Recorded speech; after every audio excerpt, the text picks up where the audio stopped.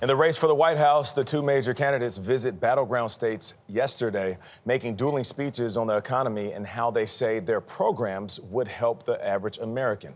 As Ed O'Keefe shows us, Democratic nominee Kamala Harris is trying to capitalize on polls showing voters are opening up to her ideas. The cost of living in America is still just too high. Vice President Harris back in Pittsburgh, this time focused on matters of dollars and cents. The American people face a choice between two fundamentally very different paths for our economy. Her speech came with an 80-page economic agenda, including plans to restore an expanded child tax credit and a new one for families with newborns, increased access to paid leave, a new federal ban on price gouging, and federal assistance for first-time home buyers, new rental units, and new small businesses. But how would she pay for it all? We're going to have to make sure that the biggest corporations and billionaires pay their fair share. That's just it. For voters most concerned about the economy, former President Donald Trump remains their top choice. But Harris said voters should reconsider.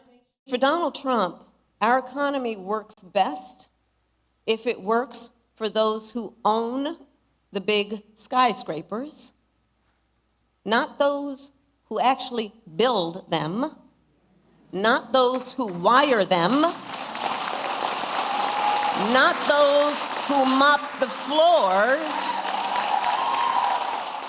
Campaigning in North Carolina, Trump dismissed her ideas.